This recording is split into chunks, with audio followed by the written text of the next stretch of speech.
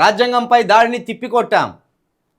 మహిళా రిజర్వేషన్ల చట్టంలో మార్పులు చేస్తూ ప్రభుత్వం తీసుకొచ్చిన సవరణ బిల్లు రాజ్యాంగంపై జరిగిన దాడి.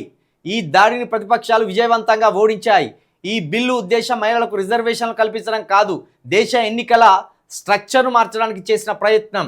ప్రధానికి నిజంగా మహిళా రిజర్వేషన్లపై చిత్తశుద్ధి ఉంటే 2023లో ఆమోదించిన చట్టాన్ని యథాతథంగా తీసుకురండి. ప్రతిపక్షాలన్నీ దానికి బేషరతుగా మద్దతిస్తాయి. ఈ రోజు నుంచే రిజర్వేషన్లు అమలయ్యేలా చూద్దాం. రాజ్యాంగాన్ని విచ్ఛిన్నం చేయడానికి మహిళల పేరుతో రాజ్యాంగ విరుద్ధమైన ట్రిక్ను వాడారు. దీన్ని దేశమంతా చూసింది. ఇండియా కూటమి ఆపింది, రాజ్యాంగం వర్ధిల్లింది.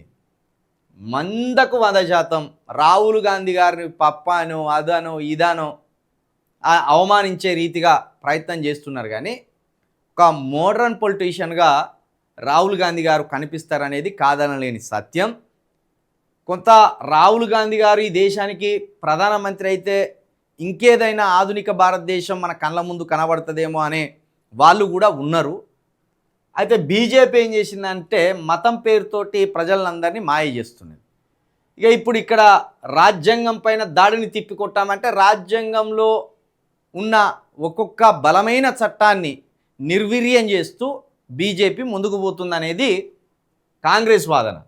ఇప్పుడు 2023లోనే ఆమోదించిన చట్టాన్ని ఉన్నపాలంగా మీరు ఆమోదిస్తే, అంటే వాళ్ళు తీసుకొచ్చిన చట్టమే, ఇది బీజేపీ వాళ్ళు తీసుకొచ్చిన చట్టమే అమలు చేస్తే ఇప్పటికిప్పుడు మహిళలకు అవకాశం ఇచ్చినట్లు అవుతారు కదా.